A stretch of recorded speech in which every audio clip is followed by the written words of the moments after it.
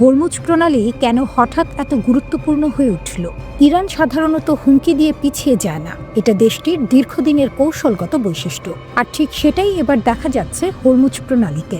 মধ্যপ্রাচ্যে যখন যুক্তরাষ্ট্র তাদের সামরিক সরঞ্জাম পাঠাচ্ছে, ঠিক তখনই ইরান সরাসরি যুদ্ধ মহড়া শুরু করেছে বিশ্বের সবচেয়ে গুরুত্বপূর্ণ সামুদ্রিক চেক পয়েন্টগুলোর একটিতে। হরমুজ প্রণালী কি? হরমুজ প্রণালী হলো পারস্য উপসাগর আর ওমান উপসাগরের মাঝখানের একটি সরু জলপথ। এই প্রণালীর মাধ্যমেই প্রতিদিন বিশ্বের প্রায় 20% অপরিশোধিত তেল পরিবহন হয়। সৌদি আরব, ইরাক, কুয়েত, কাতার সব দেশের তেলবাহী জাহাজ এই পথ দিয়েই যায়। মানে খুব সহজ ভাষায় বললে, এই পথ বন্ধ মানে বিশ্ব অর্থনীতিতে বড় ধাক্কা। তেলের দাম হঠাৎ আকাশ ছোঁয়া, শেয়ার বাজারে অস্থিরতা, যুদ্ধের আশঙ্কা আরও গভীর। ইরান কি করেছে? ইরান একটি এভিয়েশন নোটিশ জারি করে। এই নোটিশে বলা হয় 27 থেকে 29 জানুয়ারি পর্যন্ত হরমুজ প্রণালীর আশপাশে 5 নটিক্যাল মাইল ব্যাসার্ধে লাইভ ফায়ারিং মিলিটারি ড্রিল চালানো হবে। আর সবচেয়ে গুরুত্বপূর্ণ বিষয়, এই মহড়ার সময় আকাশসীমা ভূমিস্তর থেকে 25,000 ফুট পর্যন্ত বন্ধ থাকবে। অর্থাৎ এই সময় সেখানে বিমান চলাচল চরম ঝুঁকিপূর্ণ। এটা কোনো সাধারণ সামরিক অনুশীলন না, কারণ এখানে সরাসরি গুলিবর্ষণ, মিসাইল ফায়ারিং আর বাস্তব যুদ্ধ পরিস্থিতির অনুশীলন চলছে। টাইমিংটা কেন গুরুত্বপূর্ণ? এই ঘোষণার মাত্র কয়েক ঘন্টা আগেই যুক্তরাষ্ট্র মধ্যপ্রাচ্যে নতুন করে সামরিক সরঞ্জাম পাঠিয়েছে। ইরান সেটাকে সরাসরি একটি হুমকি হিসেবে দেখছে। এর জবাবে ইরানের বিপ্লবী গার্ড বাহিনী IRGC হরমুজ প্রণালীর কাছে সরাসরি অস্ত্র নিয়ে অবস্থান নিয়েছে। এটা স্পষ্ট বার্তা, আমরা শুধু কথা বলছি না, আমরা প্রস্তুত। যুক্তরাষ্ট্র কি বলছে? একই দিনে যুক্তরাষ্ট্র ঘোষণা দিয়েছে তারা মধ্যপ্রাচ্যে নিজেদের সামরিক শক্তি প্রস্তুত রাখতে মহড়া চালাবে। ওয়াশিংটনের বক্তব্য পরিষ্কার, ইরানের সঙ্গে মোকাবিলার জন্য সব বিকল্প টেবিলে আছে। এই সব বিকল্প এর মধ্যেই সামরিক হামলার সম্ভাবনাও রয়েছে। এরই অংশ হিসেবে মার্কিন প্রেসিডেন্ট ডোনাল্ড ট্রাম্প ইতিমধ্যেই মধ্যপ্রাচ্যে মোতায়েন করেছে বিমানবাহী রণতরী USS আব্রাহাম লিঙ্কন, একাধিক গাইডেড মিসাইল ডেস্ট্রয়ার, মানে আকাশ, স্থল, সমুদ্র সব দিক থেকে চাপ বাড়ানো হচ্ছে। তাহলে বিপদটা কোথায়? ইরান যদি হরমুজ প্রণালীতে সামান্য সময়ের জন্য জাহাজ চলাচল ব্যাহত করে, বিশ্ববাজারে তেলের সরবরাহে ধাক্কা, আন্তর্জাতিক বাজারে আতঙ্ক, মধ্যপ্রাচ্যে যুদ্ধের আশঙ্কা আরও বাস্তব। বিশেষজ্ঞদের মতে, ইরান সরাসরি যুদ্ধ না করেও এই প্রণালী ব্যবহার করে বিশাল চাপ তৈরি করতে পারে। এই মুহূর্তে হরমুজ প্রণালী শুধু একটি জলপথ না, এটা হয়ে উঠেছে ভূ রাজনীতির সবচেয়ে বিপজ্জনক দাবার বোর্ড। ইরান দেখাচ্ছে তারা প্রস্তুত, যুক্তরাষ্ট্র দেখাচ্ছে তারা পিছিয়ে যাবে না, আর মাঝখানে দাঁড়িয়ে আছে বিশ্ব অর্থনীতি, জ্বালানি বাজার আর যুদ্ধের আশঙ্কা। মধ্যপ্রাচ্যে কি আমেরিকা ধীরে ধীরে একা হয়ে পড়ছে? আর সেই ফাঁকে কি ইরান গড়ে তুলছে নিজের শক্তিশালী এক্সেস অফ রেজিস্ট্যান্স? এটা একটা বড় পাওয়ার শিফট। 24 জানুয়ারি ইরানপন্থী শক্তিশালী সশস্ত্র গোষ্ঠী কাতাইব হিজবুল্লাহ একটি বিস্ফোরক ঘোষণা দেয়। তারা প্রকাশ্যে জানিয়ে দেয়, ইরানের বিরুদ্ধে যদি পূর্ণমাত্রার যুদ্ধ শুরু হয়, তাহলে তারা সরাসরি যুদ্ধে নামবে। এটা শুধু ইরাকের কথা নয়, তারা ইরাক, সিরিয়া, লেবানন, ইয়েমেন সব জায়গার প্রতিরোধ যোদ্ধাদের প্রস্তুত থাকতে বলেছে। এই বক্তব্যের ভাষা ছিল ভয় ধরানো। ইরানকে বলা হয় মুসলিম বিশ্বের কেন্দ্র ও হৃদয়। দাবি করা হয় ইরানই নাকি দশকের পর দশক ধরে নিপীড়িতদের রক্ষা করে আসছে। আর যদি কেউ ইরানের উপর হামলা চালায়, তাহলে সেই আক্রমণের ফল হবে ভয়াবহ ও অপূরণীয়। এর মানে কি? এর মানে ইরানের বিরুদ্ধে যুদ্ধ মানে শুধু আমেরিকা বনাম ইরান নয়। এর মানে একসঙ্গে জ্বলে উঠতে পারে ইরাক, সিরিয়া, লেবানন ও ইয়েমেন, অর্থাৎ একটি পুরো অঞ্চল জুড়ে যুদ্ধ। এই উত্তেজনার মাঝেই আমেরিকা পাঠায় আরেকটি কড়া বার্তা, এইবার ইরাককে। মার্কিন পররাষ্ট্রমন্ত্রী মার্কো রুবিও ইরাককে স্পষ্টভাবে সতর্ক করে দেন, ইরানপন্থী কোনো সরকার গঠিত হলে তার পরিণতি ভয়াবহ হতে পারে। কারণ ইরাকে একটি শক্তিশালী শিয়া জোট সাবেক প্রধানমন্ত্রী নুরি আল মালিকিকে আবার ক্ষমতায় আনার চেষ্টা করছে। আমেরিকার চোখে মালিকি মানেই ইরানের প্রভাব। রুবিওর বার্তা ছিল পরিষ্কার, এমন সরকার গঠিত হলে ইরাক সরাসরি যুক্তরাষ্ট্র ইরান সংঘাতের লক্ষ্যবস্তু হয়ে যাবে। এটা আরও গুরুত্বপূর্ণ কারণ কয়েকদিন আগেই যুক্তরাষ্ট্র সম্পূর্ণভাবে ইরাক থেকে সেনা প্রত্যাহার শেষ করেছে, অর্থাৎ মাঠ ছেড়ে দিয়ে এখন কূটনীতির মাধ্যমে চাপ দেওয়া হচ্ছে। এখন আসি সবচেয়ে চমকপ্রদ অংশে। আরব মিত্ররাই কি আমেরিকার উপর বিরক্ত? খবর অনুযায়ী উপসাগরীয় দেশগুলো ইরানের সঙ্গে সরাসরি যুদ্ধে যেতে চায় না। সবচেয়ে জোরালো বার্তা এসেছে কাতার থেকে। কাতারের রাজ পরিবারের একজন প্রভাবশালী সদস্য প্রকাশ্যে বলেন, যুক্তরাষ্ট্র আল উদেইদ বিমান ঘাঁটির মালিক নয়, সে শুধু ভাড়াটে। এই আল উদেইদ ঘাঁটি কি? এটা মধ্যপ্রাচ্যে যুক্তরাষ্ট্রের সবচেয়ে বড় সামরিক ঘাঁটি। হাজার হাজার মার্কিন সেনা, যুদ্ধ বিমান, ড্রোন সব এখানে। কাতারের বার্তা ছিল ঠান্ডা কিন্তু ভয়ঙ্কর। এই ঘাঁটি বন্ধ হলে কাতারের খুব একটা ক্ষতি হবে না, কিন্তু যুক্তরাষ্ট্রের পুরো মধ্যপ্রাচ্য কৌশল ভেঙে পড়বে। একজন কাতারি রাজকীয় ভাষায় বলেছিলেন, এটা হবে ঠিক নিজের হাত কেটে ফেলার মতো। কেন কাতার এমন বলছে? কারণ এই ঘাঁটির কারণে কাতার নিজেই ইরানের সম্ভাব্য হামলার লক্ষ্যবস্তু হয়ে উঠছে। 2025 সালের সংঘাতের সময় ইরান স্পষ্টভাবে এই ঘাঁটিকে নিশানা করেছিল। একদিকে আমেরিকা যুদ্ধজাহাজ পাঠাচ্ছে, ইরাককে হুমকি দিচ্ছে, ইরানের ওপর চাপ বাড়াচ্ছে। অন্যদিকে ইরান তার মিত্র মিলিশিয়াদের এক করছে, আরব দেশগুলো দূরত্ব রাখছে, মার্কিন ঘাঁটি ও সহায়তা নিয়ে প্রশ্ন তুলছে। মধ্যপ্রাচ্যে কি আমেরিকার প্রভাব কমছে? আর সেই সুযোগে কি ইরান ধীরে ধীরে নিজের প্রভাব বাড়াচ্ছে? মধ্যপ্রাচ্যে মার্কিন নৌবহর ইরানের বিরুদ্ধে আবার কি যুদ্ধের প্রস্তুতি?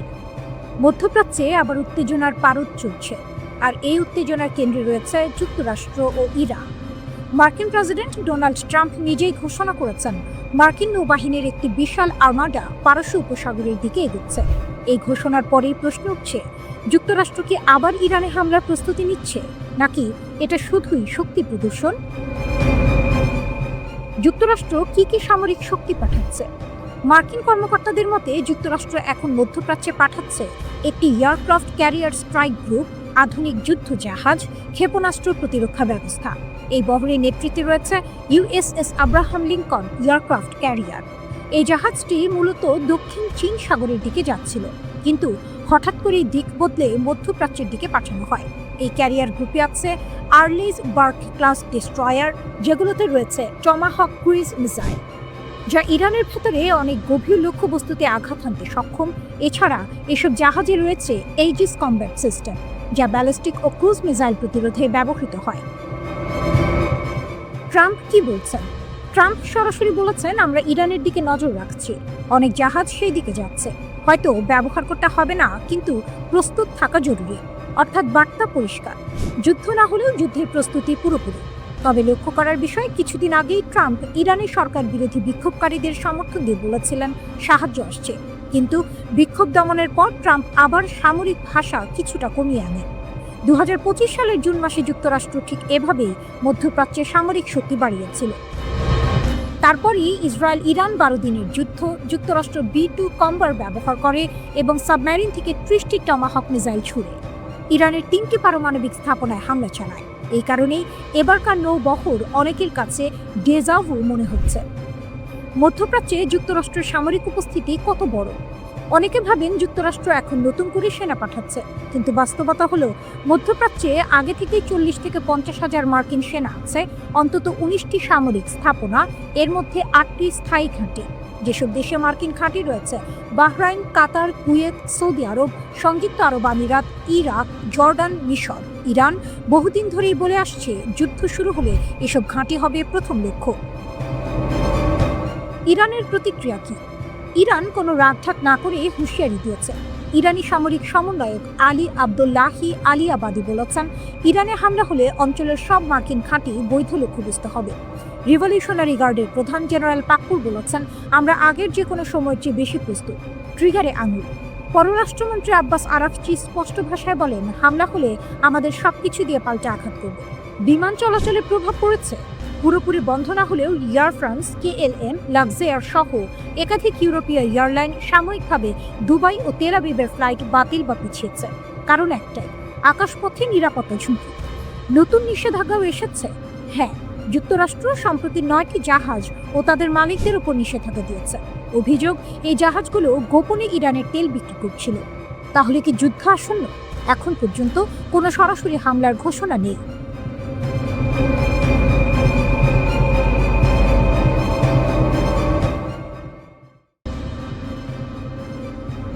মধ্যপ্রাচ্যের সমুদ্র আবারও অস্থির। ঢেউয়ের শব্দের সঙ্গে মিশে যাচ্ছে যুদ্ধজাহাজের ইঞ্জিনের গর্জন। রাডারের পর্দায় জ্বলে উঠছে সতর্কতার লাল সংকেত। আকাশে নজরদারি ড্রোন, ডেকে প্রস্তুত ক্ষেপণাস্ত্র। লক্ষ্য একটাই, ইরান। এই উত্তেজনার মাঝেই যুক্তরাষ্ট্র ইরানের দিকে পাঠিয়েছে বিশাল নৌবহর, যার নেতৃত্বে রয়েছে বিমানবাহী রণতরী USS আব্রাহাম লিঙ্কন। যুক্তরাষ্ট্র মধ্যপ্রাচ্যের জলসীমায় তাদের সামরিক উপস্থিতি বাড়িয়েছে। একাধিক গাইডেড মিসাইলবাহী যুদ্ধজাহাজ, যুদ্ধবিমান বহনকারী রণতরী এবং উন্নত আকাশ প্রতিরক্ষা ব্যবস্থা নিয়ে নৌবহর এগোচ্ছে। বার্তা সংস্থা রয়টার্স জানিয়েছে এই বহর আগামী কয়েকদিনের মধ্যেই ইরানের উপকূলের কাছাকাছি অবস্থান নিতে পারে। এটা কি যুদ্ধের ঘোষণা? খোদ মার্কিন প্রেসিডেন্ট ডোনাল্ড ট্রাম্প বলছেন না। সুইজারল্যান্ডের দাভোসে ওয়ার্ল্ড ইকোনমিক ফোরামের সম্মেলন শেষে ওয়াশিংটনে ফেরার পথে সাংবাদিকদের তিনি জানান, এই মোতায়েন যুদ্ধের ঘোষণা নয়, বরং সতর্ক নজরদারি। তবে তিনি এটাও স্পষ্ট করেন, ইরানকে খুব কাছ থেকে পর্যবেক্ষণ করা হচ্ছে, আর প্রয়োজন হলে এই বহর ব্যবহার করতে যুক্তরাষ্ট্র প্রস্তুত। তাহলে এত প্রস্তুতি কেন? মার্কিন প্রশাসনের আশঙ্কা, মধ্যপ্রাচ্যে থাকা মার্কিন ঘাঁটিগুলোর দিকে ইরান পাল্টা ক্ষেপণাস্ত্র হামলা চালাতে পারে। সেই আশঙ্কা থেকেই নৌবহরে যুক্ত করা হয়েছে উন্নত এয়ার ডিফেন্স সিস্টেম। ইরানের বার্তা কি? তেহরানও স্পষ্ট। ইরানের ইসলামী বিপ্লবী গার্ড বাহিনী IRGC এর প্রধান commander major general Mohammad Pakpour কড়া ভাষায় সতর্ক করেছেন যুক্তরাষ্ট্র ও ইসরায়েলকে। তার বক্তব্য, ভুল হিসাব করলে তার জবাব হবে আরও বেদনাদায়ক, আরও অনুশোচনাময়। তিনি জোর দিয়ে বলেন, চাপের কাছে নত হয় না ইরানের যোদ্ধারা, ইতিহাসই তার সাক্ষী। প্রতিপক্ষকে হুঁশিয়ার করে পাকপুর আরও বলেন, বিপ্লবী গার্ড ও প্রিয় ইরান সর্বাধিক সতর্ক অবস্থায় রয়েছে। তাদের আঙুল ট্রিগারে অন্য যে কোনো সময়ের চেয়ে বেশি প্রস্তুত আছে। সর্বোচ্চ কমান্ডের আদেশ ও পদক্ষেপগুলো বাস্তবায়নের জন্য সম্পূর্ণ প্রস্তুত। তেহরানের দাবি, আগের চেয়ে এখন ইরানের প্রতিরক্ষা শক্তি আরও সংগঠিত, আরও শক্তিশালী। আকাশে নজরদারি, ডেকে প্রস্তুত ক্ষেপণাস্ত্র, ভূগর্ভস্থ অবকাঠামো, সব মিলিয়ে তারা যে কোনো পরিস্থিতির জন্য প্রস্তুত। বিশ্লেষকরা কি বলছেন? অনেক বিশ্লেষকের মতে এটা কোনো সাধারণ মহড়া নয়, এটি এক শক্তি পরীক্ষা। একদিকে বিশ্বের সবচেয়ে শক্তিশালী নৌবাহিনী তার উপস্থিতি দেখাচ্ছে, অন্যদিকে ইরান বলছে ভয় নয়, প্রতিরোধী তাদের পরিচয়। একদিকে ওয়াশিংটন বলছে নজরদারি, অন্যদিকে তেহরান বলছে প্রতিরোধ। দুই পক্ষই নিজেদের অবস্থান শক্ত করছে। মধ্যপ্রাচ্যের জলসীমা এখন কি দেখছে? একদিকে যুদ্ধজাহাজের বহর, অন্যদিকে সতর্কবার্তা। সমুদ্র যেন সাক্ষী, এটি শুধু অস্ত্রের লড়াই নয়, এটি মনস্তাত্ত্বিক লড়াই। কে কাকে ভয় দেখাতে পারে, কে শেষ পর্যন্ত ঠান্ডা মাথায় থাকবে, সেই পরীক্ষা চলছে। এই মুহূর্তে যুদ্ধ অনিবার্য এমনটা বলা যাচ্ছে না, কিন্তু এটাও স্পষ্ট, পরিস্থিতি অত্যন্ত স্পর্শকাতর। একটি ভুল হিসাব, একটি ভুল সিদ্ধান্ত, আর পুরো অঞ্চল অস্থির হয়ে উঠতে পারে। ইরানে আন্দোলন দমাতে রাশিয়ার ভূমিকা, নীরব সহযোগিতা নাকি কৌশলগত খেলা? ইরানি সরকার বিরোধী আন্দোলন যখন তীব্র আকার ধারণ করে, তখন আন্তর্জাতিক সংবাদ মাধ্যমে একটি প্রশ্ন ঘুরপাক খেতে থাকে, এই আন্দোলন দমাতে কি রাশিয়া গুরুত্বপূর্ণ ভূমিকা পালন করেছে? আর যদি করে থাকে, তাহলে যুক্তরাষ্ট্র ও ইসরায়েলের চোখ ফাঁকি দিয়ে মস্কো কিভাবে তেহরানকে সাহায্য করল? ইরানকে ঘিরে যুক্তরাষ্ট্র ও ইসরায়েল বহুদিন ধরেই চাপ তৈরি করে আসছে। মার্কিন প্রেসিডেন্ট ডোনাল্ড ট্রাম্প প্রকাশ্যেই ইরানের অর্থনৈতিক সংকট, বেকারত্ব এবং আন্দোলনকে হাতিয়ার বানিয়ে খামেনির শাসন ব্যবস্থা পতনের কথা বলেছেন। আন্দোলনের সময় ট্রাম্পের একের পর এক মন্তব্য অনেক বিশ্লেষকের চোখে সরাসরি উস্কানি। কিন্তু বাস্তবে কি হলো? 3 সপ্তাহের বেশি সময় ধরে চলা আন্দোলনের পর ইরানের পরিস্থিতি ধীরে ধীরে নিয়ন্ত্রণে আসে। ব্রিটিশ বার্তা সংস্থা রয়টার্স 16 জানুয়ারি জানায়, তেহরানের জনজীবনে স্বাভাবিকতা ফিরতে শুরু করেছে। ব্যাপক গ্রেপ্তার আর কড়া আইনশৃঙ্খলা ব্যবস্থার মাধ্যমে সরকার আন্দোলন অনেকটাই দমন করতে সক্ষম হয়েছে। এখানেই আসে আরেকটি গুরুত্বপূর্ণ প্রশ্ন, ইন্টারনেট কিভাবে আন্দোলন দমনের হাতিয়ার হয়ে উঠল? আন্দোলনের সময় ইরান সরকার ইন্টারনেট বন্ধ করে দেয়, তবে এই সুযোগে ট্রাম্পের ঘনিষ্ঠ ব্যবসায়ী ইলন মাস্ক তার মালিকানাধীন স্টারলিংক স্যাটেলাইট ইন্টারনেট ইরানিদের জন্য উন্মুক্ত করার ঘোষণা দেন, এমনকি বিনা খরচে সেবা দেওয়ার কথাও বলেন। কিন্তু বাস্তবে এই উদ্যোগ খুব একটা কাজে আসেনি। বিজনেস স্ট্যান্ডার্ড জানায়, স্টারলিংক ঠেকাতে ইরান ব্যবহার করেছে রাশিয়ার দেয়া বিশেষ প্রযুক্তি। এক ধরনের জ্যামার ব্যবহার করে স্টারলিংকের আপলিংক ও ডাউনলিংকের প্রায় 80% ট্রাফিক অকার্যকর করে ফেলে ইরান। ফলে ইন্টারনেট সরবরাহে বড় বাধার মুখে পড়ে মাস্কের উদ্যোগ। এখানেই স্পষ্ট হয় রাশিয়ার নীরব কিন্তু কার্যকর ভূমিকা। 2022 সালে ইউক্রেন যুদ্ধে ইরান রাশিয়াকে স্বল্প মূল্যের কিন্তু শক্তিশালী ড্রোন দিয়েছিল এমন অভিযোগ করে পশ্চিমা দেশগুলো। সেই সহযোগিতার কথা মনে রেখেই ইরান বিপদে পড়লে চুপ করে থাকেননি প্রেসিডেন্ট ভ্লাদিমির পুতিন। শুধু প্রযুক্তিগত সহায়তাই নয়, কূটনৈতিকভাবেও ইরানের পাশে দাঁড়ায় রাশিয়া। ট্রাম্প যখন একের পর এক সামরিক হামলার হুমকি দিচ্ছিলেন, তখনই রাশিয়ার পররাষ্ট্র মন্ত্রণালয় সতর্ক করে বলে, ইরানের বিরুদ্ধে যে কোনো সামরিক পদক্ষেপ হবে বিধ্বংসী, যা পুরো মধ্যপ্রাচ্য ও বৈশ্বিক নিরাপত্তাকে ঝুঁকিতে ফেলবে। একই সঙ্গে উত্তেজনা কমাতে মধ্যস্থতাকারীর ভূমিকায় নামেন পুতিন। তিনি একই দিনে ইসরায়েলের প্রধানমন্ত্রী বেনিয়ামিন নেতানিয়াহু এবং ইরানের প্রেসিডেন্ট মাসুদ পেজিশকিয়ানের সঙ্গে ফোনে কথা বলেন। রাশিয়া জানায় তারা সংলাপের মাধ্যমে সংকট সমাধানে প্রস্তুত। এদিকে সামরিক বার্তাও দেয়া হয় ভিন্নভাবে। ইরানে আন্দোলন চলাকালীন সময়ে রাশিয়া ও চীনের যুদ্ধ জাহাজ ইরানের সঙ্গে যৌথ নৌ মহড়ায় অংশ নেয়। দক্ষিণ আফ্রিকার জলসীমায় অনুষ্ঠিত এই মহড়াকে অনেক বিশ্লেষক দেখছেন যুক্তরাষ্ট্র ও ইসরায়েলের প্রতি কঠোর বার্তা হিসেবে। সবচেয়ে গুরুত্বপূর্ণ বিষয় হলো 2025 সালের জানুয়ারিতে রাশিয়া ও ইরানের মধ্যে একটি 20 বছর মেয়াদী কৌশলগত চুক্তি হয়। এই চুক্তির আওতায় রাশিয়া ইরানকে সামরিক, অর্থনৈতিক ও কৌশলগত সহায়তা দেবে, এমনকি যুক্তরাষ্ট্রের নিষেধাজ্ঞা উপেক্ষা করেও। সব মিলিয়ে বলা যায়, পুতিনের কৌশল ছিল বহু স্তর বিশিষ্ট প্রযুক্তি, কূটনীতি, সামরিক মহড়া আর দীর্ঘমেয়াদী চুক্তি। এর ফলেই আয়াতুল্লাহ খামেনির নেতৃত্বাধীন সরকার আন্দোলন দমন করে অনেকটা নিয়ন্ত্রণ ফিরিয়ে আনতে পেরেছে। ইরানের সবচেয়ে শক্তিশালী সামরিক বাহিনী Islamic revolutionary guard corps IRGC একটি ভয়ঙ্কর হুমকি দিয়েছে। তাদের ঘনিষ্ঠ একটি টেলিগ্রাম চ্যানেলে দাবি করা হয়েছে, কাতারে মার্কিন সামরিক কমান্ডাররা কোথায় লুকিয়ে আছেন সেই জায়গা তারা চিহ্নিত করে ফেলেছে। কাতারের গোপন অবস্থান নিয়ে কি দাবি? ওই পোস্টে বলা হয়, যুক্তরাষ্ট্রের সেন্টকম এর শীর্ষ কর্মকর্তারা কাতারের বিখ্যাত আল উদেইদ বিমান ঘাঁটি ছেড়ে গোপনে দোহা শহরের একটি বিলাসবহুল হোটেলে আশ্রয় নিয়েছেন। বার্তাটি ছিল স্পষ্ট এবং হুমকিমূলক, 5 তারকা হোটেলের দেয়ালও নিরাপত্তা দিতে পারবে না। এর মানে ইরান পরিষ্কার করে জানাতে চাইছে, আমেরিকান সেনারা যেখানে থাকুক তারা ইরানের নিশানার বাইরে নয়। আল উদেইদ এয়ারবেস কেন এত গুরুত্বপূর্ণ? কাতারের আল উদেইদ বিমান ঘাঁটি হচ্ছে মধ্যপ্রাচ্যে যুক্তরাষ্ট্রের সবচেয়ে বড় সামরিক ঘাঁটি। এখানে প্রায় 10,000 মার্কিন সেনা অবস্থান করে। এই ঘাঁটি থেকে পরিচালিত হয় পুরো মধ্যপ্রাচ্যের জন্য US সেন্ট্রাল কমান্ড, মার্কিন বিমান বাহিনীর আঞ্চলিক সদর দপ্তর, ব্রিটিশ রয়্যাল এয়ারফোর্সের গুরুত্বপূর্ণ ইউনিট। অর্থাৎ এই ঘাঁটি মানে আমেরিকার যুদ্ধের মস্তিষ্ক। হঠাৎ সেনা সরানোর কারণ কি? যুক্তরাষ্ট্র আল উদেইদ ঘাঁটি থেকে কিছু সেনা ও কর্মীকে সরিয়ে নেওয়ার নির্দেশ দেয়। সরকারিভাবে বলা হয়েছে এটি সতর্কতামূলক ব্যবস্থা। একই সঙ্গে মার্কিন পররাষ্ট্র দপ্তর মধ্যপ্রাচ্যে অবস্থানরত মার্কিন নাগরিকদের সতর্ক থাকতে বলেছে এবং সামরিক স্থাপনায় অপ্রয়োজনীয় যাতায়াত এড়িয়ে চলার নির্দেশ দিয়েছে। কারণ একটাই, ইরান সরাসরি হুঁশিয়ারি দিয়েছে, যদি আমেরিকা হামলা চালায় তাহলে মধ্যপ্রাচ্যের যেসব দেশে মার্কিন ঘাঁটি আছে সেগুলো সবই লক্ষ্যবস্তু হবে। ট্রাম্প কি পিছু হচ্ছেন? এই উত্তেজনার মধ্যেই মার্কিন প্রেসিডেন্ট ডোনাল্ড ট্রাম্প কিছুটা নরম সুরে কথা বলেছেন। তিনি দাবি করেন, ইরান নাকি 800 রাজনৈতিক বন্দীর ফাঁসি বাতিল করেছে, আর সেটাকেই তিনি ইতিবাচক অগ্রগতি হিসেবে দেখছেন। এক সাংবাদিক প্রশ্ন করেছিলেন, আপনি তো ইরানি বিক্ষোভকারীদের রাস্তায় নামতে বলেছিলেন, সাহায্যের কথাও বলেছিলেন, সেই সাহায্য কি এখনো আসছে? ট্রাম্পের উত্তর ছিল, আমরা দেখব। তারা 800 জনকে ফাঁসি দেয়নি, এটা বড় ব্যাপার। এতে মনে হচ্ছে ট্রাম্প হয়তো এখনই হামলার সিদ্ধান্ত নিচ্ছেন না। কিন্তু যুক্তরাষ্ট্রের সামরিক প্রস্তুতি কি যুদ্ধের ইঙ্গিত? কথার বাইরে বাস্তব চিত্র একেবারেই ভিন্ন। যুক্তরাষ্ট্র ইতিমধ্যে একটি এয়ারক্রাফট ক্যারিয়ার স্ট্রাইক গ্রুপ মধ্যপ্রাচ্যে পাঠিয়েছে। USS আব্রাহাম লিঙ্কন সহ একাধিক যুদ্ধজাহাজ রওনা দিয়েছে। অন্তত 6টি আকাশে জ্বালানি সরবরাহকারী বিমান সৌদি আরবের দিকে যাচ্ছে। এগুলো কোনো সাধারণ মহড়া নয়, এগুলো যুদ্ধের প্রাক প্রস্তুতি বলেই মনে করছেন বিশ্লেষকরা। ফক্স নিউজ জানিয়েছে, যদি ট্রাম্প হামলার অনুমতি দেন তাহলে তা আগের যে কোনো অভিযানের চেয়ে অনেক বেশি ভয়ঙ্কর হতে পারে।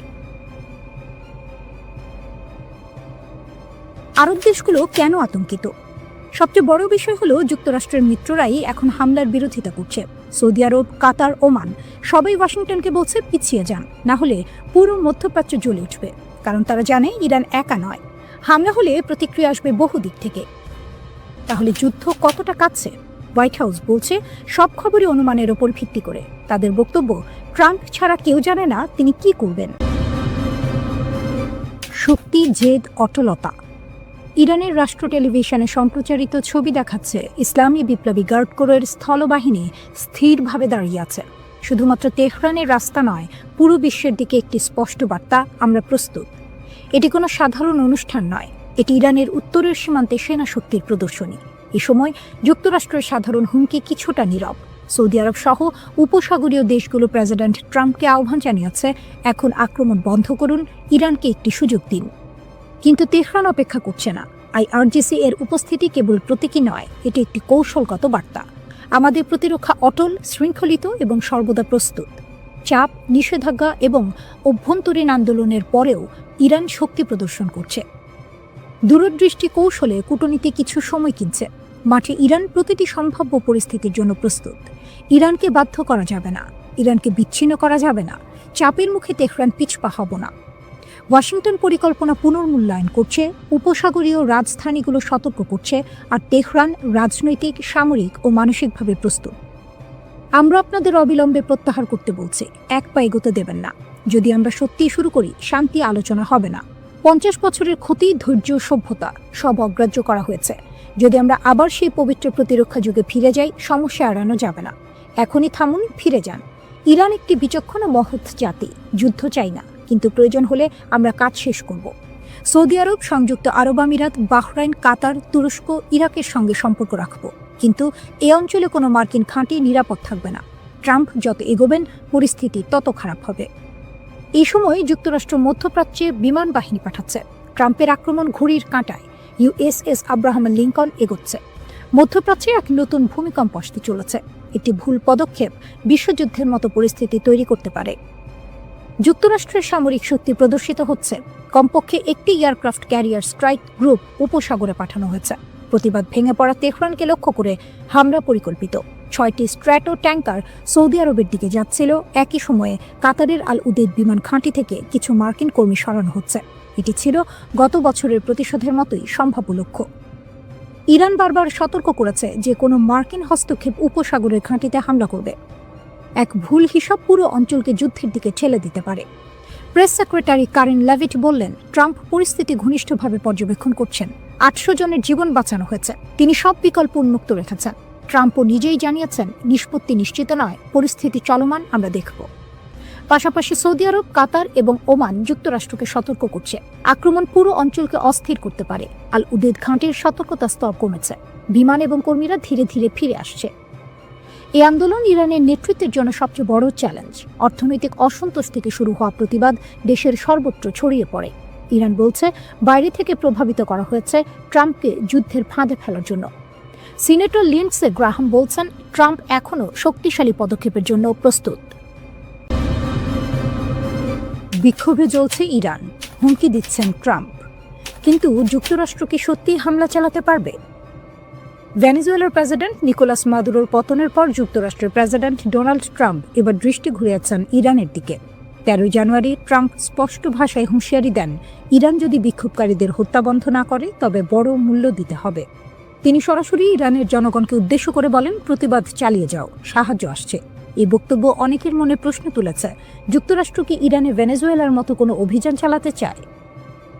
ইরান কেন ভেনেজুয়েলা নয়? এই প্রশ্নের উত্তর বুঝতে হলে আগে ভেনেজুয়েলার পরিস্থিতি দেখতে হবে। ভেনেজুয়েলার পতনের অন্যতম কারণ ছিল দেশটির দুর্বল ও প্রায় অচল বিমান প্রতিরক্ষা ব্যবস্থা। রাশিয়ার দেয়া S-300VM ও BUK M2E সিস্টেম ঠিকভাবে রক্ষণাবেক্ষণ করা হয়নি। অনেক রাডার বছরের পর বছর কাজই করছিল না। ফলে যুক্তরাষ্ট্র খুব সহজেই কারাকাসের আকাশে বিশেষ বাহিনী নামাতে পেরেছিল। কিন্তু ইরান সম্পূর্ণ ভিন্ন একটি বাস্তবতা। ইরানের শক্তিশালী প্রতিরক্ষা দেয়াল। ইরান বহু বছর ধরে সম্ভাব্য হামলার জন্য প্রস্তুতি নিচ্ছে। আজ ইরানের কাছে রয়েছে রাশিয়ার S-300 ও আধুনিক S-400, চীনের HQ-9B দীর্ঘপাল্লার ক্ষেপণাস্ত্র, নিজস্ব তৈরি বাভার 373 এয়ার ডিফেন্স সিস্টেম। ইরানি সংসদ সদস্য আবুল ফজল জোরাভান্দ জানিয়েছেন, রাশিয়ার MiG-29 ইতিমধ্যে এসেছে, Su-35 আসছে পথে। চীন ও রাশিয়া বিপুল সংখ্যক এয়ার ডিফেন্স সিস্টেম সরবরাহ করছে। HQ-9B ক্ষেপণাস্ত্র রেঞ্জ প্রায় 300 কিলোমিটার। বাভার 373 এর রেঞ্জও 300 কিলোমিটারের বেশি বলে দাবি করা হয়। 2025 সালের যুদ্ধে ইসরায়েলের হামলার পর ইরান এই প্রতিরক্ষা আরও শক্ত করেছে। ক্ষেপণাস্ত্র শক্তি ইরানের সবচেয়ে বড় হাতিয়ার। ইরানের কাছে প্রায় 2000 ব্যালিস্টিক ক্ষেপণাস্ত্র রয়েছে বলে ধারণা করা হয়। অনেক ক্ষেপণাস্ত্র ঘাঁটি পাহাড়ের গভীরে লুকানো, যেগুলো ধ্বংস করা প্রায় অসম্ভব। ইরানের রিভলিউশনারি গার্ড বলছে, তারা এখন যে কোনো যুদ্ধের জন্য সর্বোচ্চ প্রস্তুত। যুক্তরাষ্ট্রের সীমাবদ্ধতা। 2025 সালের মতো পরিস্থিতি এখন নেই। এই মুহূর্তে উপসাগরে কোনো মার্কিন এয়ারক্রাফট ক্যারিয়ার নেই। ইউএসএস গার্ল্যান্ড আর ফোর্ড পাঠানো হয়েছে ক্যারিবিয়ানে। ইউএসএস নিমেটস রয়েছে নিজ দেশে। ইরানে হামলা চালাতে হলে যুক্তরাষ্ট্রকে কাতার, বাহরাইন, সৌদি আরব, সংযুক্ত আরব আমিরাত বা ইরাকের ঘাঁটির ওপর নির্ভর করতে হবে। কিন্তু ইরান আগেই সতর্ক করে দিয়েছে এই দেশগুলোর ঘাঁটিও হামলার লক্ষ্য হবে। এই অঞ্চলে যুক্তরাষ্ট্রের প্রায় 40,000 সেনা রয়েছে। যে কোনো হামলায় তারা বড় ঝুঁকিতে পড়বে। B-2 বোমারু বিমান দিয়ে দূর থেকে হামলা সম্ভব হলেও তা অতিরিক্ত ধ্বংসাত্মক এবং রাজনৈতিকভাবে বিপজ্জনক। সবচেয়ে গুরুত্বপূর্ণ বিষয়, ট্রাম্প স্পষ্ট করে বলেছেন মাটিতে সেনা নামানো হবে না। খামেনিকে হত্যা বা আটক কতটা বাস্তব? ভেনেজুয়েলার মতো করে ইরানের সর্বোচ্চ নেতা আয়াতুল্লাহ আলী খামেনিকে আটক করা প্রায় অসম্ভব। ইরান ভৌগোলিকভাবে বিশাল, দেশটি বহু স্তরের প্রতিরক্ষার ভেতরে আবদ্ধ। খামেনিকে হত্যা করা তুলনামূলক সহজ হতে পারে, কিন্তু সেটি ভয়াবহ যুদ্ধ ডেকে আনবে। এমনকি ইরান আগেই উত্তরসূরি পরিকল্পনা তৈরি করে রেখেছে। ট্রাম্প প্রকাশ্যে কঠোর কথা বলছেন, হুমকি দিচ্ছেন, ইরানের জনগণকে সাহস দিচ্ছেন, কিন্তু বাস্তবে যুক্তরাষ্ট্রের বিকল্প খুব সীমিত। ইরানের শক্তিশালী প্রতিরক্ষা, চীন রাশিয়ার সমর্থন এবং মধ্যপ্রাচ্যে যুদ্ধ ছড়িয়ে পড়ার ভয়, সব মিলিয়ে ওয়াশিংটনের সামনে রাস্তা খুবই সংকীর্ণ। হুমকি দেওয়া সহজ, কিন্তু ইরানে হামলা চালানো তা অনেক বেশি কঠিন।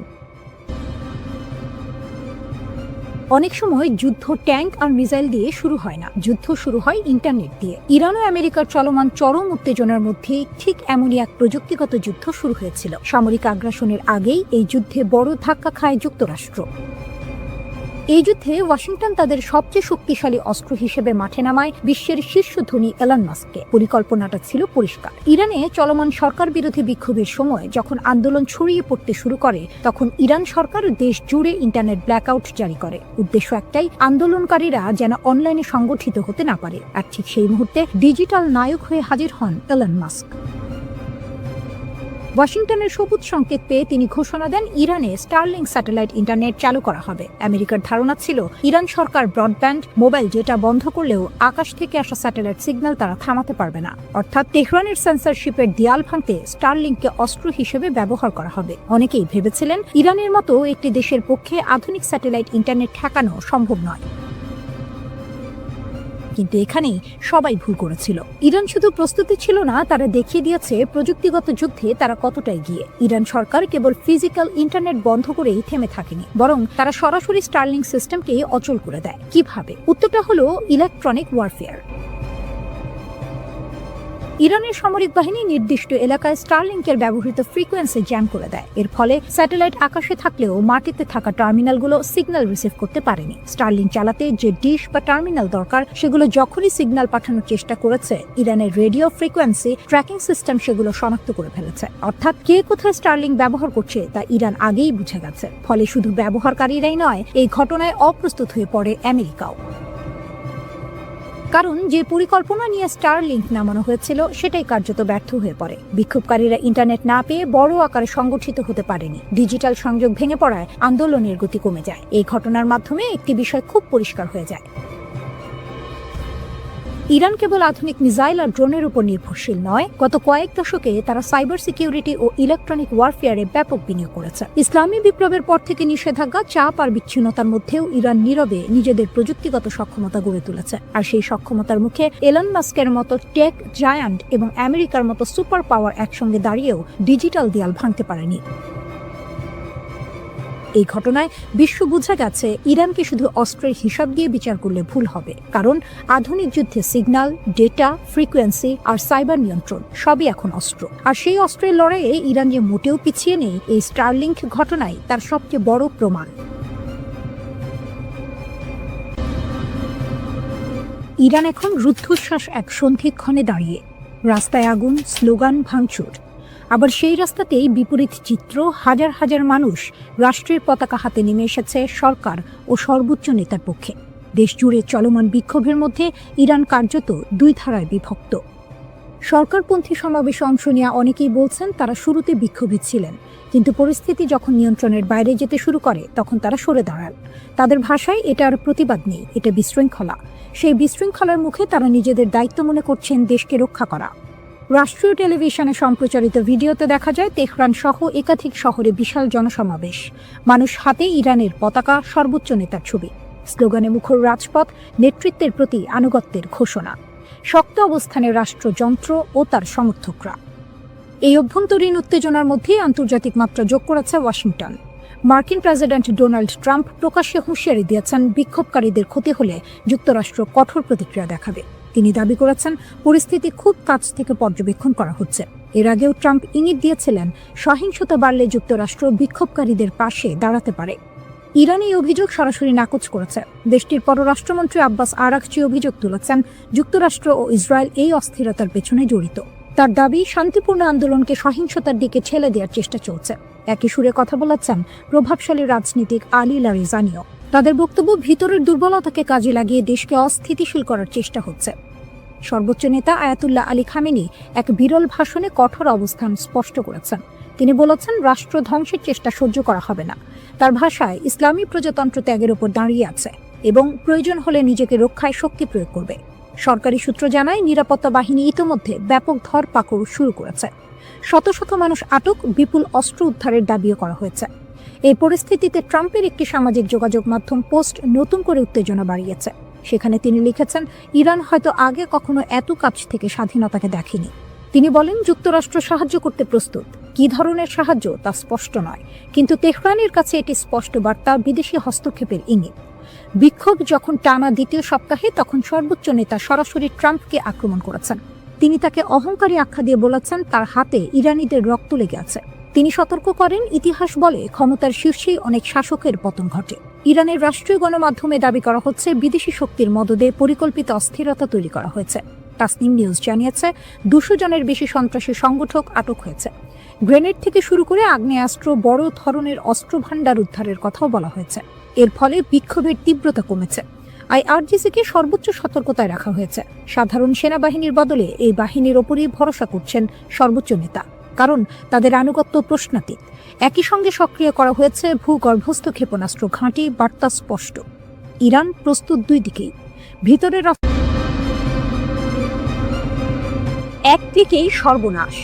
ইরান যেভাবে ইসরায়েলিদের জালে ফাঁসালো, একটা বেনামি মেসেজ, একটা টেলিগ্রাম লিঙ্ক আর লোভনীয় অর্থের হাতছানি, এভাবেই ইরান ইসরায়েলের মাটিতে তাদের গুপ্তচর বৃত্তির জাল বিছিয়েছিল। আপাত দৃষ্টিতে নিরীহ ছোট ছোট কাজ দিয়ে শুরু, যা শেষ পর্যন্ত ইসরায়েলের জন্য বিশাল এক মাথা ব্যথার কারণ হয়ে দাঁড়িয়েছিল। কিন্তু আসল চমকটা লুকিয়ে ছিল অন্য কোথাও। 2024 সালের এপ্রিলে ইসরায়েলে ইরানের প্রথম ক্ষেপণাস্ত্র হামলার পর 30 জনেরও বেশি ইসরায়েলিকে ইরানি গোয়েন্দা সংস্থার সাথে কাজ করার অভিযোগে অভিযুক্ত করা হয়। এদের বেশিরভাগেরই গল্পটা প্রায় একই রকম। অজানা নম্বর থেকে আসা একটা মেসেজ, যেখানে সামান্য তথ্যের জন্য বা ছোটখাটো কাজের জন্য মোটা অঙ্কের টাকার প্রস্তাব। প্রথম দিকে কাজগুলো ছিল সহজ, যেমন কোনো পার্কের নির্দিষ্ট স্থানে কালো ব্যাগ পুঁতে রাখা হয়েছে কিনা তা পরীক্ষা করা। এর জন্য মিলত প্রায় 1000 মার্কিন ডলার। এরপর যখন লোভের পাল্লা ভারী হতে শুরু করলো, তখন এলো আরও বিপজ্জনক কাজের প্রস্তাব। আদালতের নথি থেকে জানা যায়, গত 1 বছর ধরে ইরানের এই গুপ্তচর বৃত্তির চেষ্টা খুব একটা ফলপ্রসূ হয়নি। তারা ইসরায়েলের উচ্চপদস্থ কর্মকর্তাদের হত্যা করার যে আকাঙ্ক্ষা করেছিল তা পূরণ করতে পারেনি। তবে তাদের কৌশল ছিল মারাত্মক কার্যকর। এত বেশি ইসরায়েলি সাধারণ অভিযান চালাতে রাজি ছিল যে কৌশলগতভাবে গুরুত্বপূর্ণ স্থানগুলির তথ্য সংগ্রহের জন্য গুপ্তচর বৃত্তি অভিযান সফল হতে পারত, যা পরবর্তীতে ইরানি ব্যালিস্টিক ক্ষেপণাস্ত্রের লক্ষ্যবস্তুতে পরিণত হতো। যোগাযোগের পদ্ধতি ছিল বেশ সহজবোধ্য। একটি টেক্সট মেসেজ, যার প্রেরক নিজেকে সংবাদ সংস্থা হিসেবে পরিচয় দিত। মেসেজে প্রায়শই যুদ্ধ সম্পর্কিত তথ্য চাওয়া হতো এবং বলা হতো, আমরা তা কিনতে প্রস্তুত। অন্য একটি মেসেজে আরও সরাসরি বলা হয়েছিল, একটি স্বাধীন জেরুজালেম মুসলমানদের একত্রিত করে, যুদ্ধ সম্পর্কে আমাদের তথ্য পাঠান। এরপরই আসতো টেলিগ্রাম অ্যাপের একটি লিঙ্ক, যেখানে নতুন করে কথোপকথন শুরু হতো। মজার বিষয় হলো, এই কথোপকথনে ইসরায়েলি নাম ব্যবহার করা হতো এবং সহজ কাজের বিনিময়ে অর্থের প্রস্তাব দেওয়া হতো। যদি কেউ আগ্রহ দেখাতো, তাহলে তাদের পেপ্যাল বা ক্রিপ্টোকারেন্সির মাধ্যমে টাকা নেওয়ার জন্য একটি অ্যাপ সেট আপ করার পরামর্শ দেওয়া হতো। 29 সেপ্টেম্বর গ্রেপ্তার হওয়া এক সন্দেহভাজনের ঘটনা ছিল চমকপ্রদ। তাকে একটি পার্কে গিয়ে একটি কালো ব্যাগ পুঁতে রাখা হয়েছে কিনা তা পরীক্ষা করতে বলা হয়েছিল। ব্যাগটি ছিল না, কিন্তু নিয়োগকারী একটি ভিডিও পাঠিয়ে তা প্রমাণ করেছিল এবং তাকে $1000 দেওয়া হয়েছিল। এরপর তাকে লিফলেট বিতরণ, পোস্টার লাগানো বা গ্রাফিতি স্প্রে করার মতো কাজ দেওয়া হয়েছিল, যার বেশিরভাগই ছিল ইসরায়েলি প্রধানমন্ত্রী বেনিয়ামিন নেতানিয়াহুর বিরুদ্ধে অবমাননাকর স্লোগান। এরপর এলো আরও সংবেদনশীল কাজ, ছবি তোলা। আজারবাইজান বংশোদ্ভূত এক ইসরায়েলিকে দেশের বিভিন্ন স্পর্শকাতর স্থাপনার ছবি তোলার জন্য ভাড়া করা হয়েছিল। এমনকি এই কাজকে সে পারিবারিক ব্যবসায় পরিণত করেছিল। সে তার আত্মীয়দের হাইফা বন্দরের সুবিধাগুলোর ছবি তুলতে সাহায্য করেছিল, যা পরে ইরানি ক্ষেপণাস্ত্রের আঘাতে ক্ষতিগ্রস্ত হয়। 72 বছর বয়সী মরতে চাই মতি মামান এর ঘটনাটি ছিল আরও নাটকীয়। তার অর্থের প্রয়োজন ছিল এবং তুরস্কের 2 ব্যবসায়ী ভাইয়ের মাধ্যমে তার পরিচয় হয় এডি নামের এক ইরানি ব্যবসায়ীর সাথে। এডি শুকনো ফল এবং মশলা আমদানি করত। মামানকে সাইপ্রাস হয়ে সামান্দাগে উড়ে যেতে বলা হয়। এরপর তাকে তুরস্কের ইউকসেকোভা শহরে নিয়ে যাওয়া হয়, যেখানে সে একটি হোটেলে ছিল। এডি মামানকে জানায় যে ইসরায়েলিদের ইরানে পাচার করার একটি উপায় আছে। মামান রাজি হয় এবং একটি ট্রাকে লুকিয়ে ইরানে প্রবেশ করে। সেখানে এডি এবং একজন দ্বিতীয় ইরানি কর্মকর্তা মামানের সাথে একটি বিলাসবহুল হোটেলে দেখা করে এবং 3টি কাজের জন্য তাকে $1000 প্রস্তাব দেয়। ইসরায়েলের নির্দিষ্ট স্থানে টাকা বা বন্দুক রেখে আসা, জনাকীর্ণ স্থানের ছবি তোলা এবং অন্যান্য এজেন্টদের হুমকি দেয়া, যারা শত্রুতাপূর্ণ মিশন পরিচালনার জন্য ইরান থেকে তহবিল পেয়েছিল, কিন্তু আসলে তাদের মিশন সম্পাদন করেনি।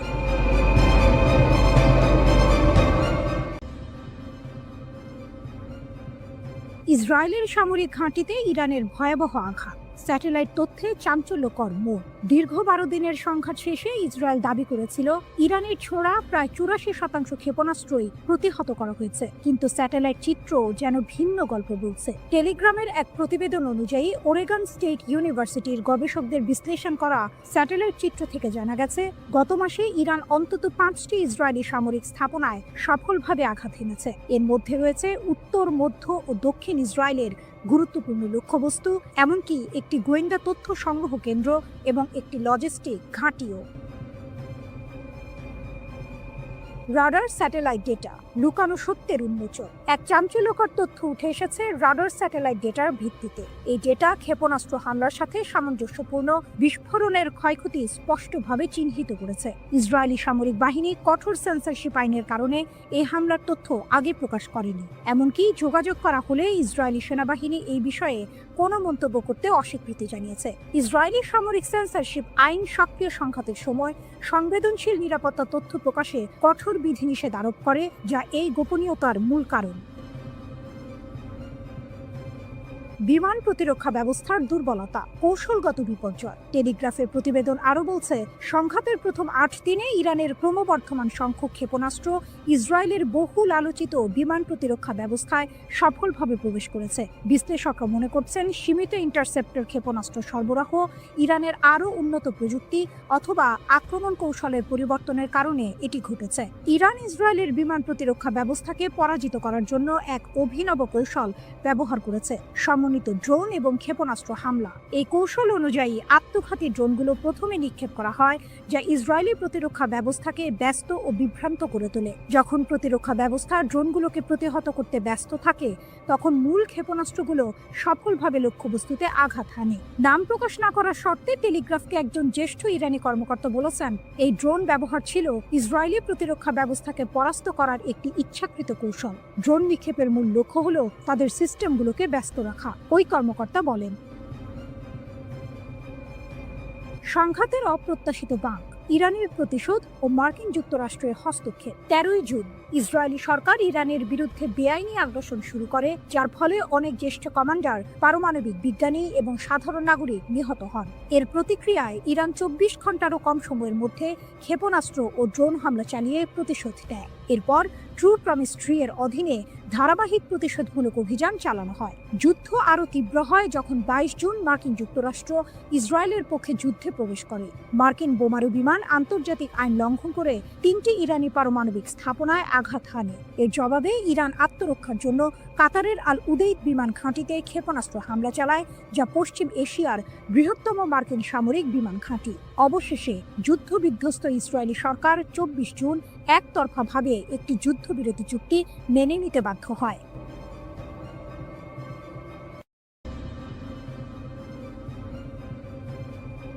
ভয়ঙ্কর এক সংবাদের শিরোনাম, কিন্তু তার ভেতরের কথা আরো গভীর। ইরান বলছে তারা এখনো কোনো ক্ষেপণাস্ত্রের শহরের দরজা খোলেনি। এর মানে কি? এর মানে হলো তাদের আসল আঘাত করার ক্ষমতা এখনো অব্যবহৃত। ইরানের নীরব সংকেত যে হামলা এখনো হয়নি। ইরান বরাবরই বলে আসছে তাদের সশস্ত্র বাহিনীর প্রতিটি পদক্ষেপ সুদূর প্রসারী পরিকল্পনার অংশ, তাৎক্ষণিক প্রতিশোধ নয়। যখন ইসরায়েলি দখলদারিত্ব যুদ্ধের শেষ দিনে ইরানের নিরাপত্তা কেন্দ্রগুলোতে হামলা চালায়, তখন বিশ্ব অবাক হয়েছিল ইরানের শান্ত প্রতিক্রিয়ায়। কিন্তু ইরানের এই আপাত নীরবতার পেছনে লুকিয়ে আছে এক গভীর কৌশল। ফজলির কথা স্পষ্ট, পারমাণবিক অস্ত্রের ক্ষেত্রে ইরানের প্রযুক্তিগত জ্ঞান রয়েছে, কিন্তু তাদের আদর্শিক নীতি এর ব্যবহার বা তৈরির বিপক্ষে। এই কথাগুলো আপাত দৃষ্টিতে শান্তি এবং সংযমের বার্তা দিলেও এর ভেতরের টুইস্ট হলো প্রযুক্তিগত জ্ঞান আছে মানে হলো তারা চাইলে তা করতে সক্ষম। এটি ইসরায়েল এবং পশ্চিমা দেশগুলোর জন্য এক শীতল সতর্কবার্তা। ইউরেনিয়াম সমৃদ্ধকরণ আপোষ নিয়ে ইরানের উপপররাষ্ট্রমন্ত্রী মাজিদ তখত রাভাঞ্চি জোর দিয়ে বলেছেন, মার্কিন ইসরায়েলি হামলা সত্ত্বেও ইরান তার পারমাণবিক কর্মসূচিতে অটল। তারা জাতীয় চাহিদা অনুযায়ী ইউরেনিয়াম সমৃদ্ধকরণ চালিয়ে যাবে। এর অর্থ আমেরিকা বা ইসরায়েলের কোনো হুমকি ইরানকে তার পথ থেকে সরাতে পারছে না। এটি কেবল একটি বিবৃতি নয়, এটি এক ধরনের চ্যালেঞ্জ। তখত রাভাঞ্চি বলেছেন, ইরান সংলাপের জন্য উন্মুক্ত, কিন্তু এখানেও আছে একটি বড় শর্ত। ভবিষ্যতের আলোচনার জন্য আমেরিকার পক্ষ থেকে বিশ্বাসযোগ্য গ্যারান্টি প্রয়োজন। ইরান চায় আমেরিকা তাদের বোঝাক যে আলোচনার সময় তারা সামরিক শক্তি ব্যবহার করবে না। এটি ইরানের পক্ষ থেকে একটি কড়া বার্তা। যদি আমেরিকা ইরানের বিশ্বাস অর্জন করতে না পারে, তাহলে আলোচনার কোনো সম্ভাবনাই নেই। এই শর্তটি অত্যন্ত গুরুত্বপূর্ণ, কারণ এটি স্পষ্ট করে দিচ্ছে যে ইরান শুধুমাত্র কথার কথা নয়, কাজের প্রমাণ চাইছে। আসল টুইস্ট হলো, ইরান যখন বলছে তারা এখনো কোনো ক্ষেপণাস্ত্র শহরের দরজা খোলেনি, তার মানে হলো তাদের প্রকৃত সামরিক সক্ষমতা এখনো অব্যবহৃত। তারা তাৎক্ষণিক প্রতিক্রিয়া দেখাচ্ছে না, কারণ তাদের পরিকল্পনা দীর্ঘমেয়াদী। তারা হয়তো এমন একদিনের জন্য অপেক্ষা করছে যখন তাদের আঘাত হবে অপ্রতিরোধ্য। পারমাণবিক অস্ত্রের প্রযুক্তিগত জ্ঞান থাকা সত্ত্বেও তা ব্যবহার না করার কথা বলা, কিন্তু ইউরেনিয়াম সমৃদ্ধকরণ চালিয়ে যাওয়া, এই দুইয়ের মধ্যে একটি সূক্ষ্ম টানাপোড়েন রয়েছে। ইরান হয়তো বোঝাতে চাইছে যে তাদের ক্ষমতা আছে, কিন্তু তারা তা সংযত রাখছে। এই সংযমই তাদের সবচেয়ে বড় কৌশলগত অস্ত্র। তারা সংলাপের জন্য উন্মুক্ত, কিন্তু শর্ত দিচ্ছে আমেরিকার বিশ্বাসযোগ্যতার উপর। এর মানে ইরান দুর্বল নয়, বরং তারা চাইছে শক্তিশালী অবস্থানের ভিত্তিতে আলোচনা করতে। আগামী দিনে এই পরিস্থিতি কোন দিকে মোড় নেয় তা দেখার জন্য বিশ্ব অধীর আগ্রহে অপেক্ষা করছে। ইরান বলছে ইসরায়েলের সাথে যুদ্ধে ব্যবহৃত ক্ষেপণাস্ত্র শক্তির মাত্র 1/4। ব্রিগেডিয়ার জেনারেল আলী ফজলি দাবি করেছেন, সেজ্জিল ক্ষেপণাস্ত্র ইসরায়েলকে অবাক করে দিয়েছিল। তিনি জানিয়েছেন, ইরান বছরের পর বছর ধরে শত্রুর সাথে যে কোনো সম্ভাব্য সংঘর্ষের জন্য প্রস্তুতি নিচ্ছে।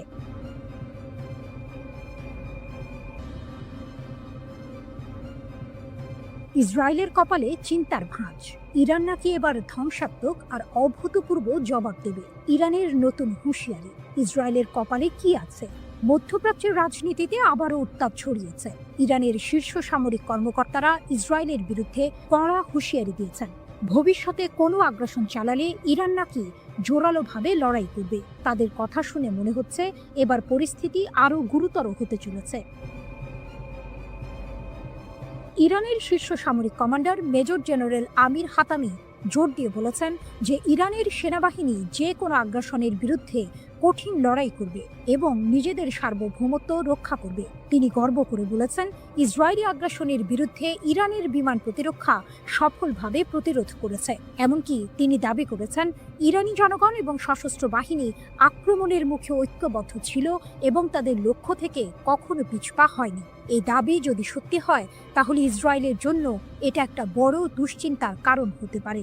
ধ্বংসাত্মক ও অভূতপূর্ব প্রতিশোধের হুমকি। আইআরজিসি এর মুখপাত্র ব্রিগেডিয়ার জেনারেল আলী মোহাম্মদ নাইনি আরও এক ধাপ এগিয়ে সতর্ক করেছেন, ভবিষ্যতে যে কোনো হুমকির ক্ষেত্রে ইরান ধ্বংসাত্মক এবং অভূতপূর্ব প্রতিক্রিয়া জানাবে। তার মানে কি, এতদিন যা দেখেছি তা কিছুই নয়? ইরান কি সত্যিই এমন কিছু করে দেখাবে যা বিশ্ব আগে কখনো দেখেনি? যুক্তরাষ্ট্রের হামলা যুদ্ধের গতি বদলেছে কি? এদিকে ইরানে যুক্তরাষ্ট্র ও ইসরায়েলের যৌথ আগ্রাসনের বহু মাত্রিকতা বিশ্লেষণে রুশ একাডেমি অফ সায়েন্সের ইনস্টিটিউট অফ ওরিয়েন্টাল স্টাডিজের গবেষক লানা রাওয়ান্ডি ফাদাই বার্তা সংস্থা মেহেরের সঙ্গে বিস্তারিত কথা বলেছেন। রুশ বিশ্লেষকের মতে, পারমাণবিক স্থাপনায় মার্কিন হামলা ছিল মূলত সাজানো নাটক। পশ্চিমা মিডিয়ায় তা রীতিমতো ন্যায়কোচিতভাবে স্থাপিত হয়, তবে বাস্তবে এর সামরিক রাজনৈতিক প্রভাব তেমন ছিল না। এটি ছিল হয়তো একটি থিয়েট্রিক্যাল গ্র্যান্ড ফিনালে, যা সংঘাত গরম হয়ে ওঠার আগে একটি সুন্দর সমাপ্তি এনে দেয়। শেষ পর্যন্ত উভয় পক্ষ যুদ্ধবিরতিতে সম্মত হলো কেন? রাওয়ান্দি বলেন, হামলা পাল্টা হামলায় উভয় পক্ষই প্রচণ্ড ক্ষতিগ্রস্ত হচ্ছিল। ইসরায়েল মার্কিন সহায়তায় আকাশ প্রতিরক্ষা বজায় রাখলেও ইরানের ক্ষেপণাস্ত্র হামলা প্রতিহত করা যাচ্ছিল না। তাদের ক্ষেপণাস্ত্র ও সামরিক সরঞ্জামের ঘাটতি ক্রমেই স্পষ্ট হচ্ছিল। এর মাঝে ইরানের হরমুজ প্রণালী বন্ধের হুমকি ও ইয়েমেনি হুথিদের যুক্তরাষ্ট্রের বিরুদ্ধে চুক্তি বাতিল যুদ্ধকে আরও বিস্তৃত করে ফেলতে পারত। এই ঝুঁকি ট্রাম্প প্রশাসনকে একটি দ্রুত সমাপ্তি চাওয়ার দিকে ঠেলে দেয়। এছাড়া রাশিয়া, চীন, কাতার, তুরস্ক, আজারবাইজান সহ একাধিক দেশ কূটনৈতিক চাপ সৃষ্টি করে। ইরানের প্রতিশোধমূলক ক্ষেপণাস্ত্র হামলায় তেল আবিবের দক্ষিণে রিহোবেদ শহরে ইসরায়েলের বিখ্যাত সামরিক সংশ্লিষ্ট গবেষণাগার বাইসমান ইনস্টিটিউট অফ সায়েন্স পুরোপুরি ধ্বংস হয়ে গেছে। ইরানের সরকারি টেলিভিশন চ্যানেল প্রেস টিভির এক প্রতিবেদনে এর বিস্তারিত তুলে ধরা হয়েছে। এতে বলা হয়েছে, সামরিক শিল্প কমপ্লেক্সের সঙ্গে নিবিড়ভাবে যুক্ত ইসরায়েলি শাসন ব্যবস্থার বৈজ্ঞানিক ও সামরিক গবেষণার মূল ভিত্তি হিসেবে গড়ে ওঠা এই প্রতিষ্ঠানটি এখন কার্যত অচল ও বিধ্বস্ত।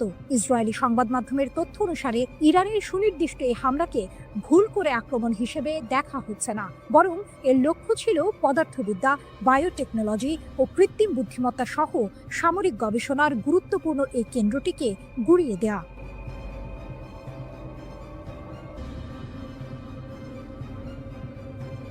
গরম খবর, আবারও উত্তপ্ত মধ্যপ্রাচ্য। ইসরায়েল যদি ফের কোনো ভুল করে, তাহলে নাকি আরও কঠিন থাপ্পড় খাবে, এমনটাই হুমকি দিলেন ইরানের শীর্ষ জেনারেল আব্দুর রহিম মুসাভি। শুনে মনে হচ্ছে, এবার বুঝি আর ছোটখাটো হুমকি নয়, আসল যুদ্ধের দামামা বাজছে। লেবাননের একটি টিভি চ্যানেলে দেওয়া সাক্ষাৎকারে ইরানের সশস্ত্র বাহিনীর প্রধান major general Abdur Rahim Musavi সরাসরি হুমকি দিয়েছেন ইসরায়েলকে। তার কথা পরিষ্কার, গত মাসে ইসরায়েল আর আমেরিকার হামলার জবাবে ইরান নাকি তাদের সব শক্তি ব্যবহার করেনি, অর্থাৎ যা হয়েছে তা নাকি ছিল শুধু ট্রেলার। যদি ইসরায়েল আবার একই ভুল করে, তাহলে ইরান জাতি আর তাদের সেনাবাহিনী নাকি ইসরায়েলকে আরও কঠিন থাপ্পড় দেবে। 13 জুন ইসরায়েল বিনা প্ররোচনায় ইরানের ওপর হামলা চালায়। সেই হামলায় সামরিক কমান্ডার থেকে শুরু করে পরমাণু বিজ্ঞানী, এমনকি সাধারণ মানুষও মারা যান। এর এক সপ্তাহ পর যুক্তরাষ্ট্র যুদ্ধে নেমে পড়ে। আন্তর্জাতিক আইন, জাতিসংঘ সনদ সবকিছুর তোয়াক্কা না করে তারা ইরানের 3টি পরমাণু স্থাপনায় বোমা হামলা চালায়।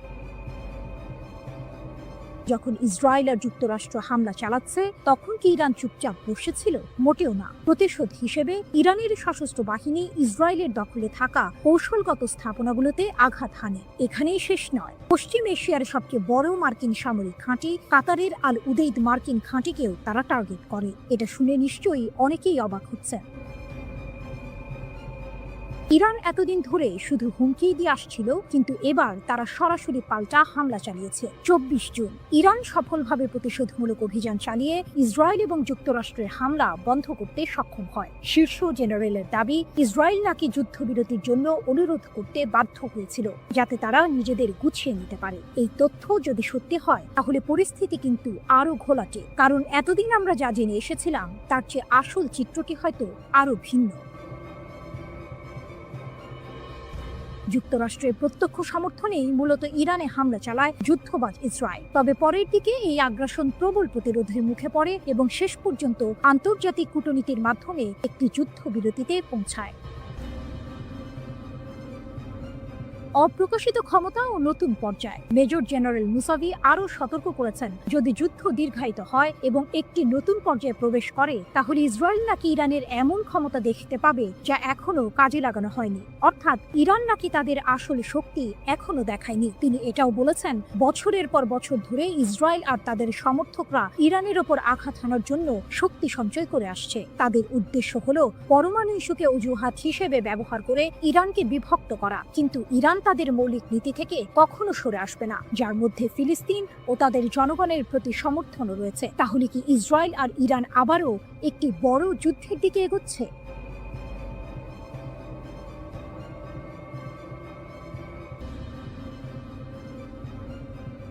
ইরান স্পষ্ট জানিয়ে দিয়েছে, ইসরায়েলের সঙ্গে তাদের পরবর্তী সংঘাত হবে চূড়ান্ত সংঘর্ষ।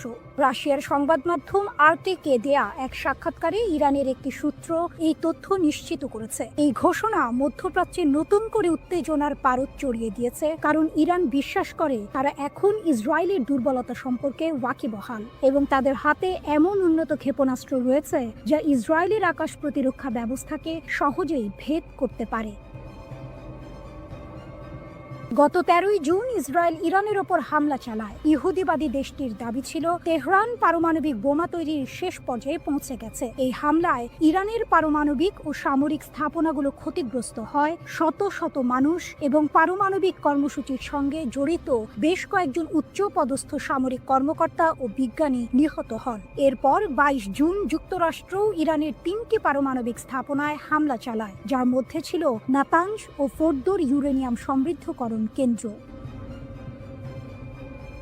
তেহরান অবশ্য বরাবরই সামরিক উদ্দেশ্যে পারমাণবিক কর্মসূচি পরিচালনার অভিযোগ অস্বীকার করে আসছে। পাল্টা জবাব হিসেবে ইরান কামিকাজে ড্রোন ও ক্ষেপণাস্ত্র হামলা চালায়, যা সরাসরি ইসরায়েল ও কাতারে অবস্থিত যুক্তরাষ্ট্রের আল উদেইদ বিমান ঘাঁটিতে আঘাত হানে। 12 দিনব্যাপী এই সংঘাত শেষ হয় যুক্তরাষ্ট্রের মধ্যস্থতায় হওয়া এক যুদ্ধবিরতির মাধ্যমে, যা এখনও কার্যকর রয়েছে।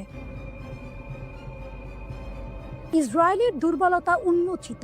আরটিকে দেওয়া মন্তব্যে তেহরানের সূত্রটি জানায়, সাম্প্রতিক উত্তেজনার সময় ইরান ইসরায়েলি শাসনের দুর্বলতা শনাক্ত করতে পেরেছে। এটি একটি চাঞ্চল্যকর দাবি যা ইসরায়েলের প্রতিরক্ষা সক্ষমতা নিয়ে প্রশ্ন তুলেছে। সূত্রটি আরও দাবি করে যে ইরানের কাছে এখনও নতুন প্রজন্মের হাজার হাজার ক্ষেপণাস্ত্র রয়েছে এবং যুদ্ধ শুরু হলে প্রতিদিন অন্তত কয়েকশো ক্ষেপণাস্ত্র ইসরায়েলের দিকে ছোঁড়া হবে।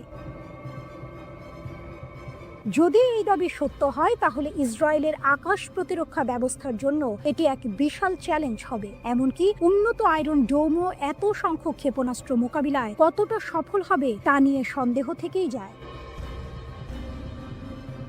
এই সংঘাতের জন্য ইরান শুধু সামরিকভাবেই প্রস্তুত নয়, বরং অভ্যন্তরীণ সমর্থনও পাচ্ছে বলে দাবি করা হয়েছে। সূত্রটি জানায়, দেশের জনগণ এবং প্রবাসী ইরানিদের কাছ থেকে সরকার অভূতপূর্ব সামাজিক সমর্থন পাচ্ছে। এটি নিঃসন্দেহে তেহরানের আত্মবিশ্বাস বাড়াচ্ছে। যদিও ইরান জানে যে যে কোনো সংঘাতে যুক্তরাষ্ট্র ইসরায়েলের পাশে দাঁড়াবে, তবুও তেহরান এই চ্যালেঞ্জ মোকাবিলা করতে প্রস্তুত বলেও উল্লেখ করা হয়েছে। খামেনির দাবি ও ট্রাম্পের হুঁশিয়ারি। ইরানের সর্বোচ্চ নেতা আয়াতুল্লাহ আলী খামেনি তার সামরিক জবাবের বিষয়ে বলেন, ইসরায়েলি রাষ্ট্র কার্যত ধ্বংসপ্রাপ্ত ও নিষ্ক্রিয় হয়ে পড়েছিল। তার মতে, যুক্তরাষ্ট্রের হস্তক্ষেপ না হলে ইহুদিবাদী শাসন পুরোপুরি ধ্বংস হয়ে যেত। এটি ইরানের পক্ষ থেকে একটি বড় সড় দাবি যা ইসরায়েলের সামরিক সক্ষমতা নিয়ে গুরুতর প্রশ্ন তৈরি করে। অন্যদিকে যুক্তরাষ্ট্রের প্রেসিডেন্ট ডোনাল্ড ট্রাম্প হুঁশিয়ারি দিয়ে বলেছেন, তেহরান যদি পারমাণবিক কর্মসূচি চালিয়ে যায় বলে যুক্তরাষ্ট্র বিশ্বাস করে তাহলে আরও হামলা চালানো হবে। ইসরায়েলের প্রধানমন্ত্রী বেনিয়ামিন নেতানিয়াহু ইরানের বিরুদ্ধে আরও হামলার সম্ভাবনা উড়িয়ে দেননি।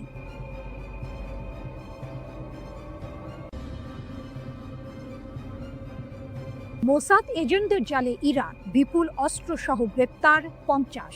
মাত্র 2 সপ্তাহে ইরান 50 জন মোসাদ এজেন্টকে গ্রেপ্তার করে বিশ্বকে চমকে দিয়েছে। ইরানের Islamic revolutionary guard corps IRGC দক্ষিণ পূর্বাঞ্চলীয় সিস্তান ও বালুচেস্তান প্রদেশে এই এজেন্টদের আটক করেছে। শুধু তাই নয়, তাদের কাছ থেকে মার্কিন তৈরি অত্যাধুনিক অস্ত্রশস্ত্র ও সামরিক সরঞ্জাম জব্দ করা হয়েছে।